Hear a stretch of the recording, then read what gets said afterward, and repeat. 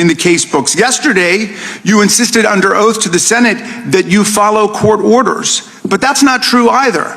Just last month, your lawyers were forced to admit that you had violated immigration court orders more than 50 times in 10 weeks. And that was just in New Jersey, one of 94 judicial districts in America. In Minnesota, Judge Patrick Schultz, a George W. Bush appointee, concluded, quote, that ICE has likely violated more court orders in January of 2026 than some federal agencies have violated in their entire existence.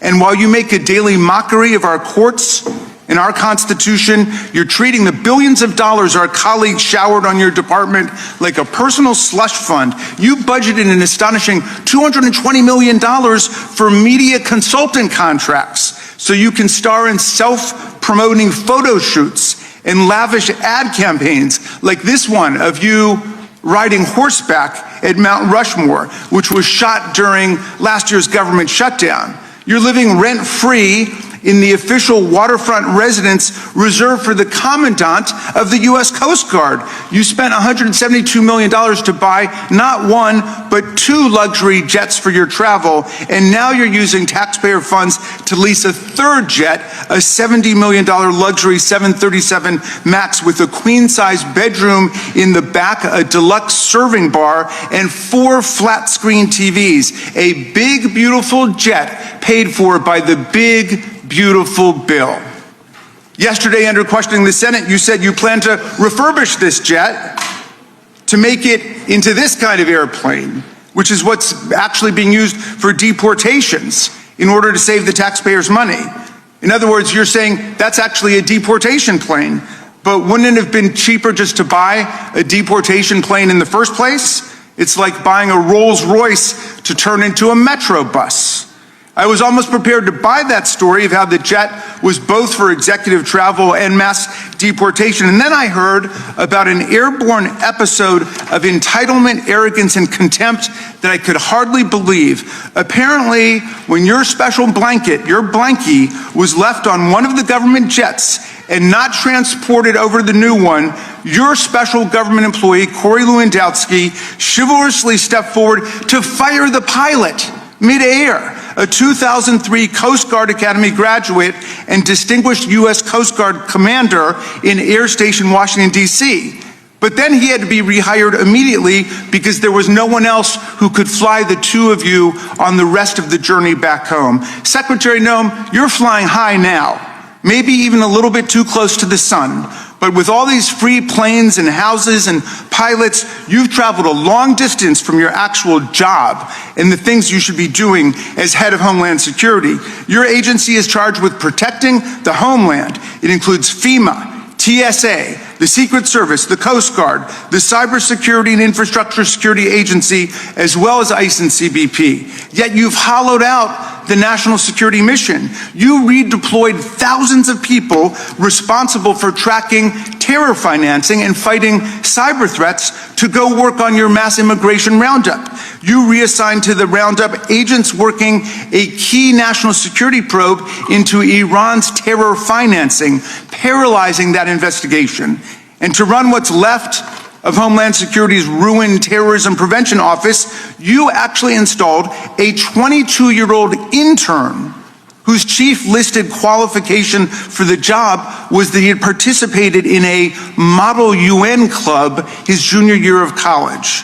Through FEMA, you're supposed to provide disaster relief to our communities. Yet last summer, as floods devastated central Texas and killed 135 people, including 25 girls and 2 counselors at a Christian summer camp, you withheld crucial support, including search and rescue teams, for 72 hours. Why? Those were 3 crucial days during which people drowned and died, waiting for bureaucratic approval.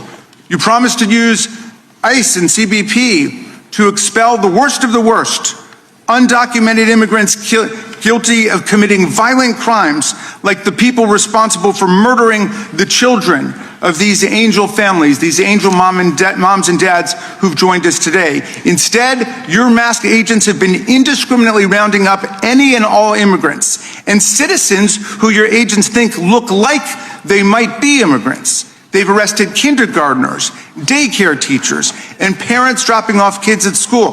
They dragged grandparents out of their homes in their underwear in sub-zero temperatures and ripped children out of their beds in the middle of the night or used them as bait to arrest their parents. Just last month, your agents picked up Nurul Shah Alam, a severely disabled and nearly blind Rohingya refugee, lawfully in America, who didn't speak English.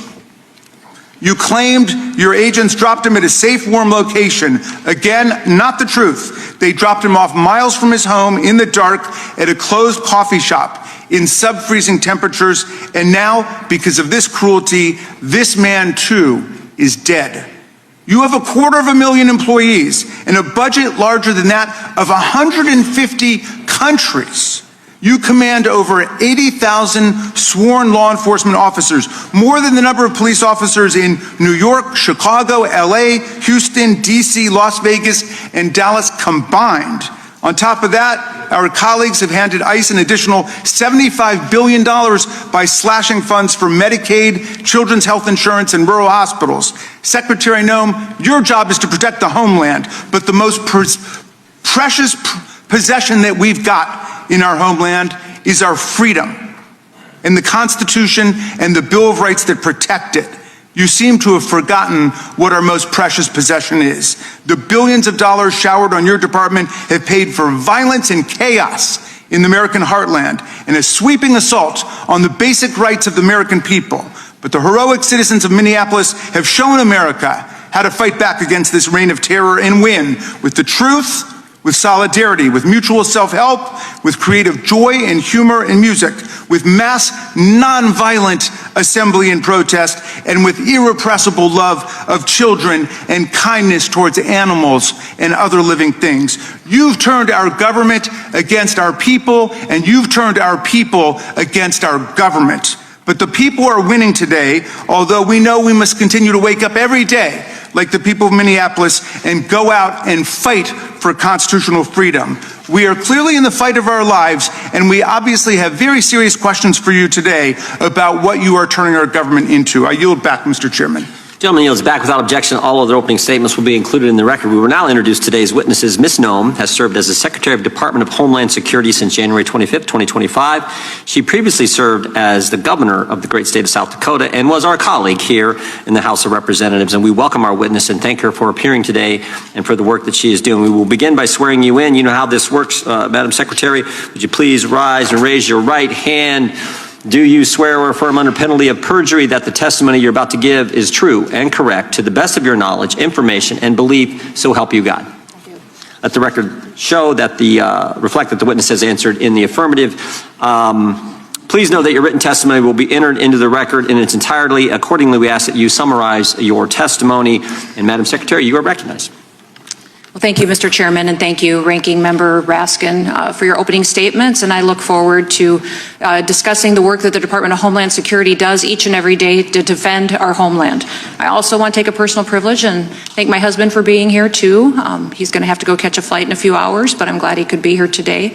And then I want to remind you of why we're all here. Like, I've had people ask me over and over again, you know, Kristi, why did you say to President Trump that you would do this job? And I said, because this is going to be a difficult job. It's going to be a hard job. We're going to have to secure our border and make sure we're going after dangerous criminal illegals and remove them from our country. And every day, we're going to have to make tough decisions to uphold the law, but to make sure that the consequences for breaking the law are put in place as well. The one thing I would say is I wasn't quite prepared for was the heartbreaking stories I would hear. The families that have lost their children, their brothers and their sisters, to dangerous people that came into this country that never should have been here to begin with. They never should have been here, and then they perpetuated violent crimes against these people. I heard one story, I'll never forget hearing Rachel Morin's mom tell the story of how she was killed. And to listen to a mom talk about how her daughter was slammed into her head exploded, and then he raped her and left her dead, when knowing that Rachel had 5 kids too, that now didn't have a mom anymore, and that individual should have never been in this country. So the reason that I do this job every single day is for that, is that somebody has to do the right thing and tell the stories of these families and make sure that we don't sit around here and make political pot shots on falsehoods and lies like I just heard from the ranking member, that instead we do the right thing to defend these families and remember their children. Behind me are families with children. These are the children's names that we've lost.